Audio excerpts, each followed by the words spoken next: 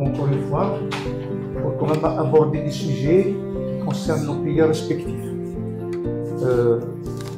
D'abord, récemment, une des camarades, membre de Riposte, maintenant il est président du CFDA et de la FEMET, Fédération mondiale des disparus, Madame Nassera Ditour, a été refoulée d'Alger. Donc, nous vivons des moments de violence, limite de terrorisme psychologique, administratif, juridique.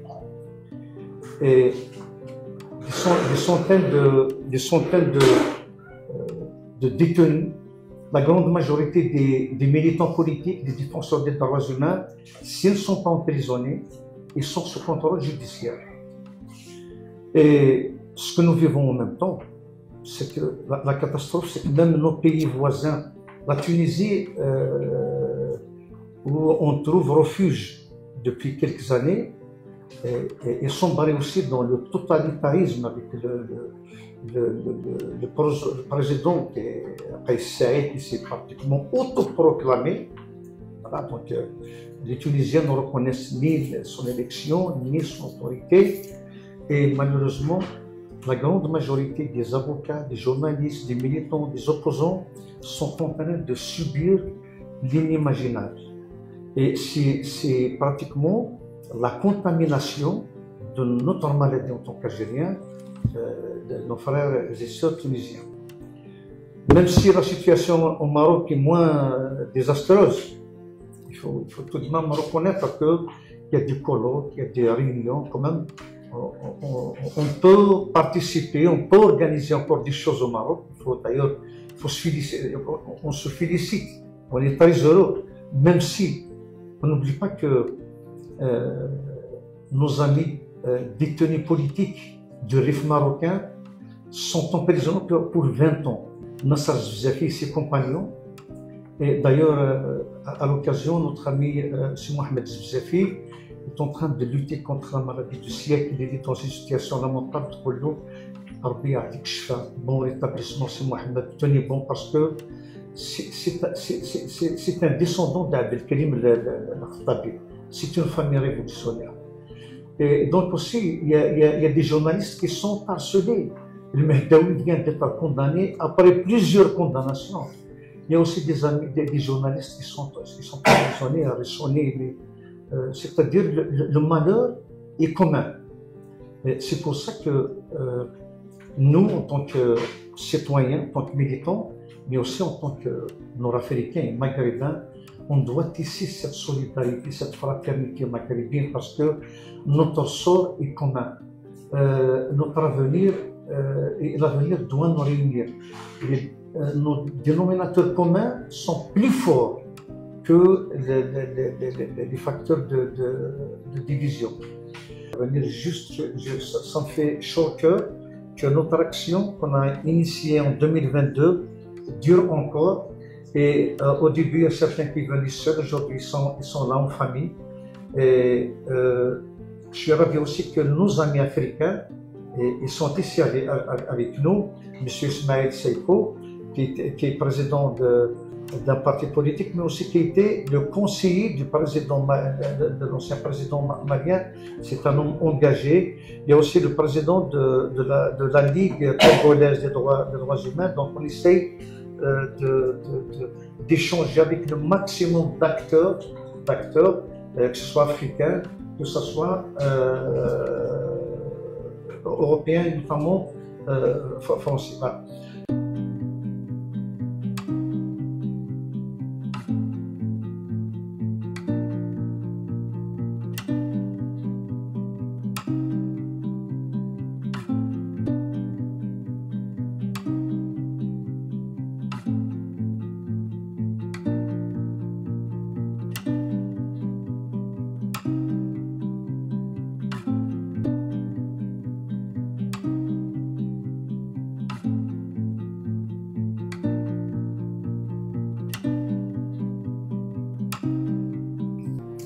C'est la troisième année que je participe à l'université d'été de Riposte internationale. C'est la troisième année que je participe aussi à l'organisation de ces universités d'été. Et je me réjouis d'un côté, malheureusement, je me réjouis qu'on puisse avoir un espace pour pouvoir s'exprimer pendant quelques jours. Un espace où on est tous réunis ensemble, où on peut se débattre, on peut discuter ensemble. Un espace libre, indépendant, où chacun est libre de sa pensée. Chose que malheureusement, et quand je dis malheureusement, c'est que malheureusement, ces choses qu'on n'a plus en Algérie, et ce qu'on aura un jour, j'allais dire qu'on n'aura plus ça en Algérie, mais je préfère ne pas dire on n'aura plus ça parce qu'il faut continuer d'espérer pour pouvoir continuer à se battre.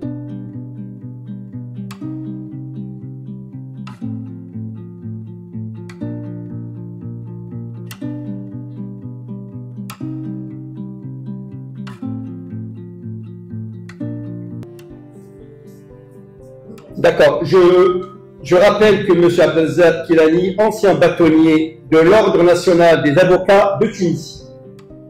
Merci, Siliès. Tout d'abord, je voudrais remercier les organisateurs pour cette très fraternelle invitation.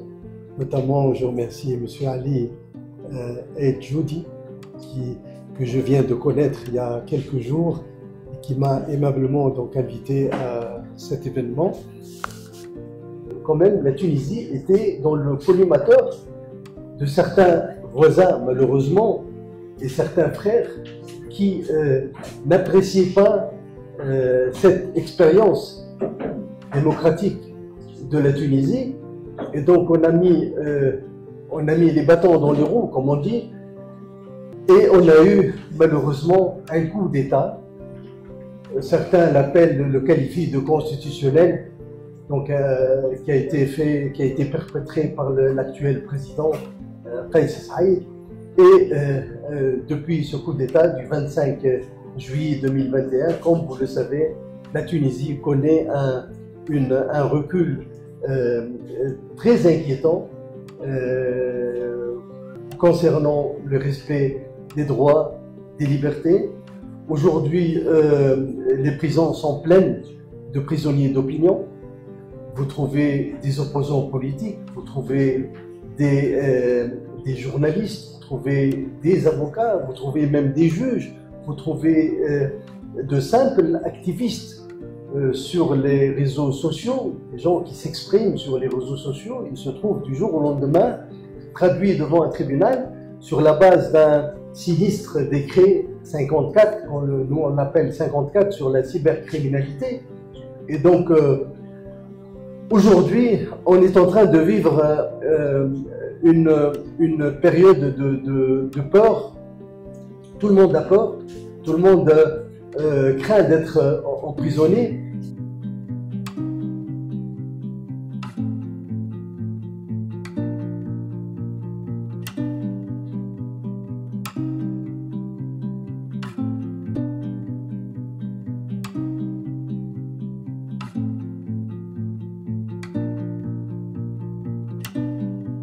Bon, nous avons tous besoin d'échanger, nous avons besoin de nous écouter les uns les autres. Et je pense que nous avons tous le sentiment que nous sommes à un moment particulier dans nos sociétés de la rive sud. Et pas seulement, parce que nous sommes à un moment particulier à l'échelle mondiale et même à l'échelle de l'humanité en elle-même. Donc c'est un moment où nous devons faire preuve d'ouverture, d'écoute envers les autres et d'essayer d'apporter ce qu'on peut apporter, que ce soit individuellement, que ce soit collectivement.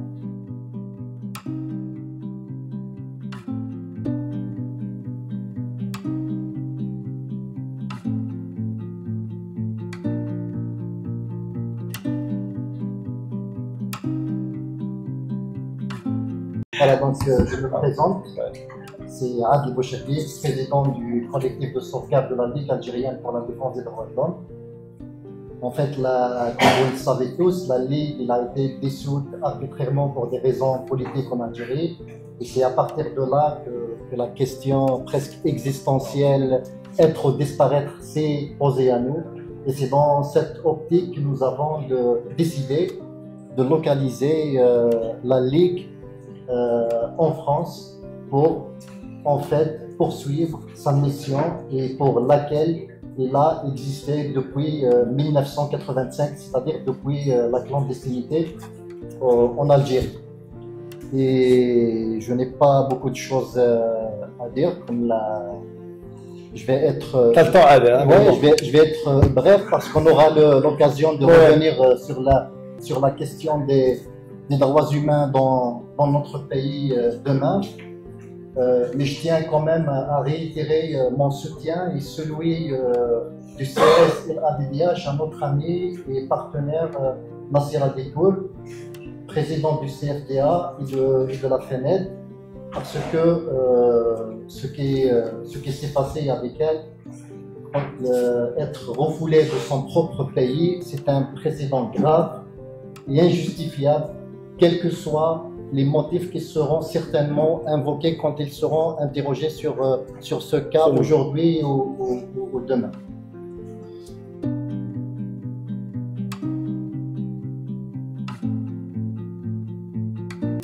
Merci, bonjour et bonsoir, salam alaikum.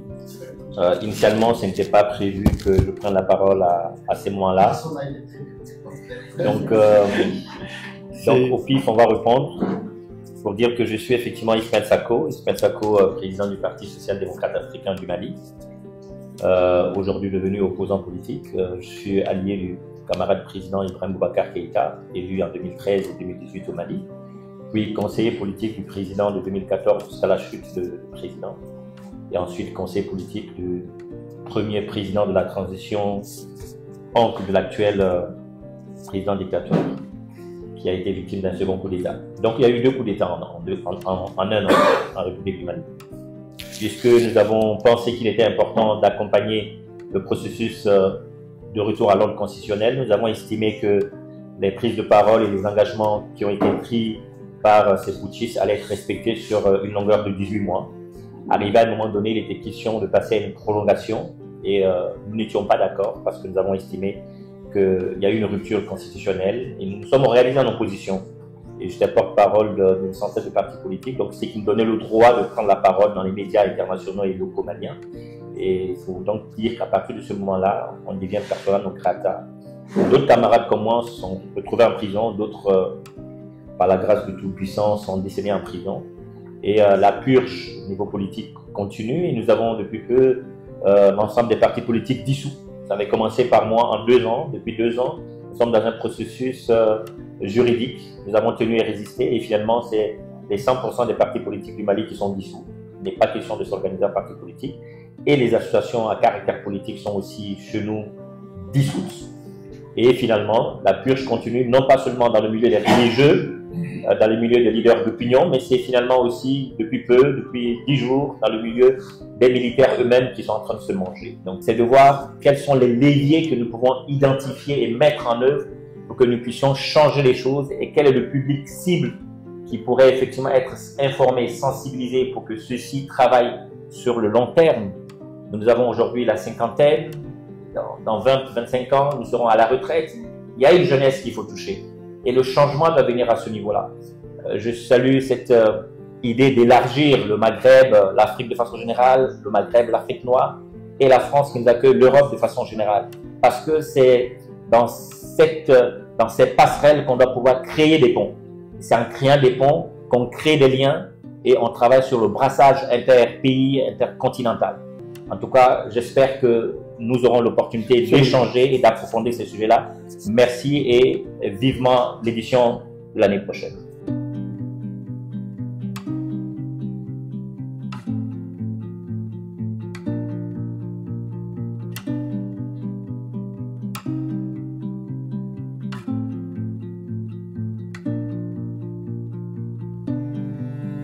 Cette année, j'aurai l'honneur et le plaisir de participer en 2 temps. Donc, demain, j'aurai l'occasion d'être modérateur lors de la présentation de la situation des droits de l'homme par mon ami Adel et Maître Kilani sur la situation des droits humains dans les pays du Maghreb. Et puis, au 3e jour, j'aurai à présenter une communication autour de la liberté de la presse en Algérie. Et c'est génial parce que cette année, on a grimpé de 3 places dans le classement RSF. Donc au moins, c'est positif. entre guillemets. Au moins, ce ne sera pas que du négatif.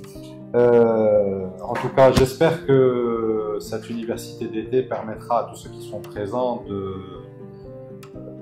d'être dans une dynamique de partage et surtout d'éveil des consciences, puisque là, en ce moment, comme ça a été souligné par les intervenants, il ne s'agit pas seulement de l'Afrique ou des pays d'Afrique du Nord ou des pays dits du tiers-monde dans lesquels on était habitué à avoir des situations où les droits et les libertés étaient bousculés et non respectés. Mais aujourd'hui, un peu partout à travers le monde, on sent qu'il y a une dynamique d'oppression qui se met en place.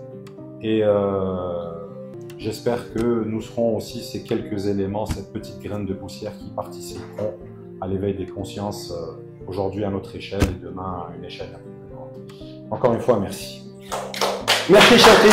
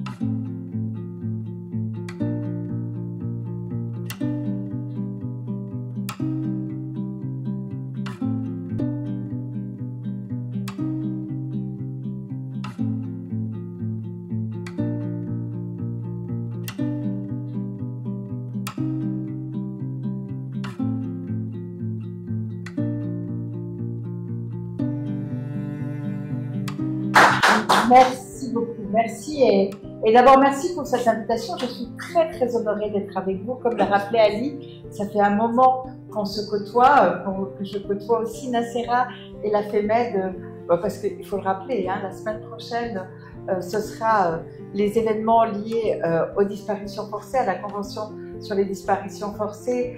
Et ça fait des années maintenant que, je ne peux pas dire qu'on qu'organise, mais que je soutiens, j'appuie et j'en suis très très heureuse. À vous apporter tout mon soutien et toute ma solidarité par rapport à ce qui se passe actuellement. Vous avez des millions d'Algériens qui présentent des risques majeurs, qui peuvent sortir un couteau dans une garce ou foncer en voiture dans une foule. Les propos qui ont été tenus par Madame Noël Lenoir sont une honte. Et je suis ravie qu'SOS Racisme ait porté plainte et ait saisi l'ARCOM.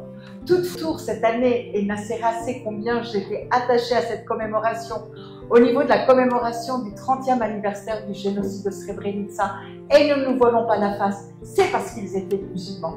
Quand je vois ce qui se passe aujourd'hui à Gaza, quand je vois qu'il y a un génocide qui se déroule depuis 22 mois sous nos yeux, et qu'on est encore en se demander si on va pouvoir faire des sanctions, eh bien, moi, je dis, nous avons un problème dans ce pays, la Méditerranée. Nous vous devons respect, nous vous devons attention, nous devons vous écouter, vous entendre et vous soutenir. Parce que vous êtes une voix de la Méditerranée telle que moi, en tant que mi-espagnole, mi-italienne, je le suis, en tant que les Français, les Grecs, les Libanais, les Gazaouis. Voilà, nous sommes la Méditerranée, nous devons vivre ensemble. Mais ce vivre ensemble, il doit être basé sur le respect et en finir avec l'esprit colonial.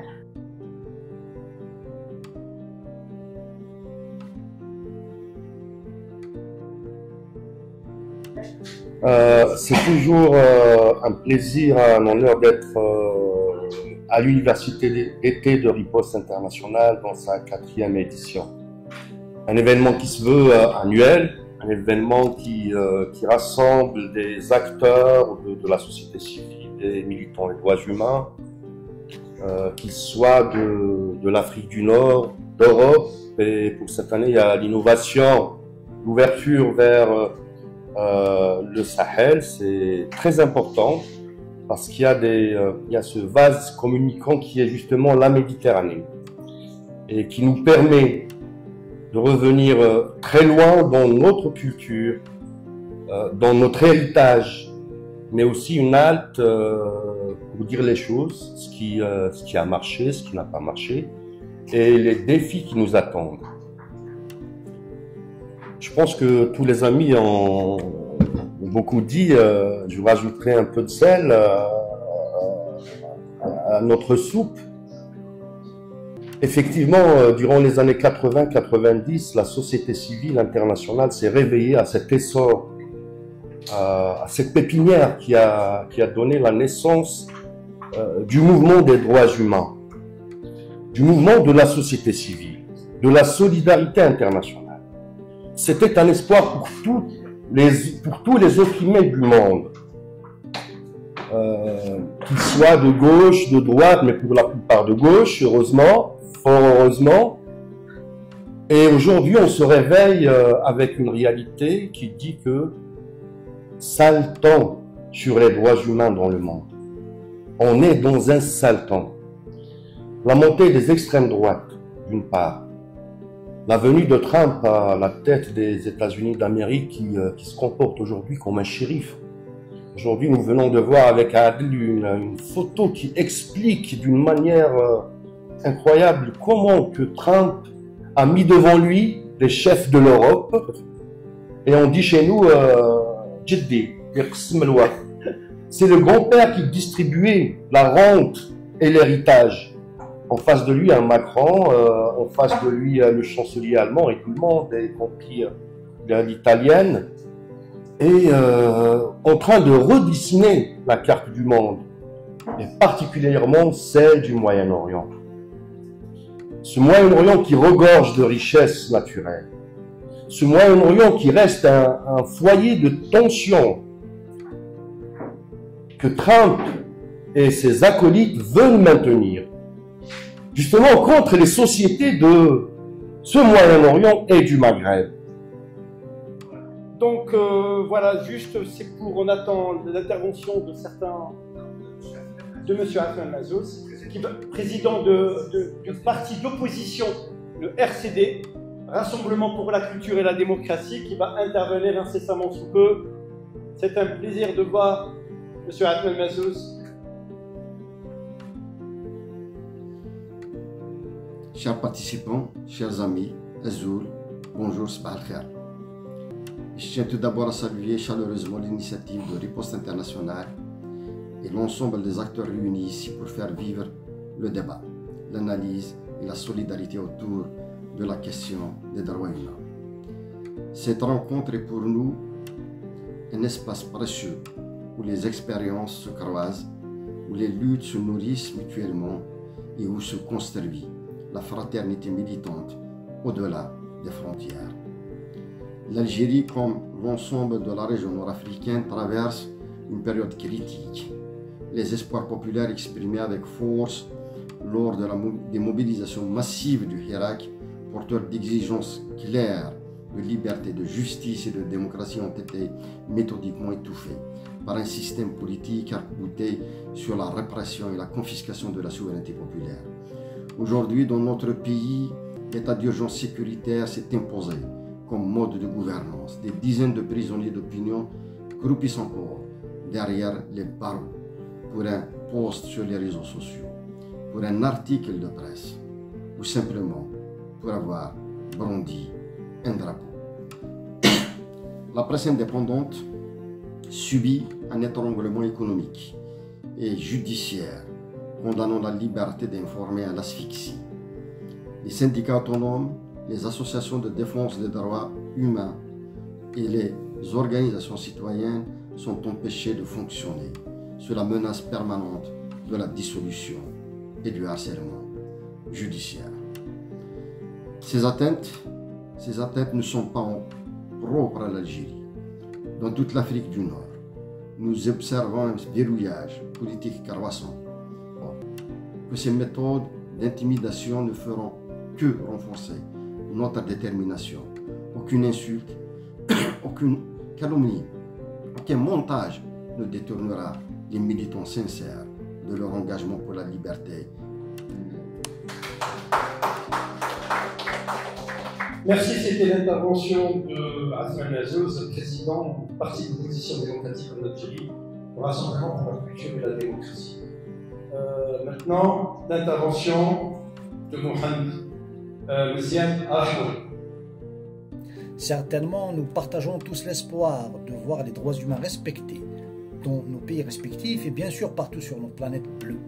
Cette aspiration prend tout son sens quand on considère la Terre telle que l'a décrite Carl Sagan, un point bleu pâle, perdu dans l'immensité cosmique, une toute petite scène où des généraux et empereurs ont versé des fleuves de sang pour dominer temporairement une infime partie. Cette image illustre en effet la folie des vanités humaines. Les habitants d'un même minuscule point se déchirent, s'entretuent et nourrissent des haines féroces. Elle souligne notre responsabilité de vivre ensemble, fraternellement, et de préserver notre unique maison qu'est la Terre. Aujourd'hui encore, l'histoire se répète, mais le rêve d'un monde plus juste et pacifique demeure plus vivant que jamais. Ma pensée va au peuple de Palestine qui souffre de l'occupation et à la population de Gaza, meurtrie dans sa chair, où un génocidaire à la tête d'Israël sème le chaos et la mort. Le retour des extrêmes droites, dont certains sont notoirement racistes, nous interpelle profondément. Un fil ténu les sépare du fascisme, voire du nazisme. Cette extrémisation pourrait être le prélude à de nouveaux chocs civilisationnels, lesquels semblent déjà se dessiner.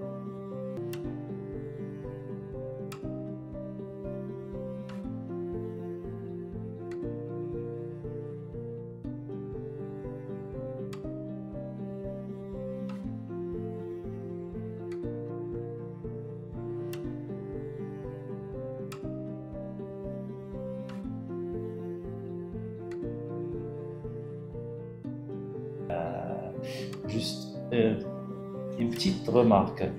La fraternité maroco-algérienne, on est déjà des frères. On devrait parler d'entente. La fraternité, elle est déjà là. Voilà. Merci.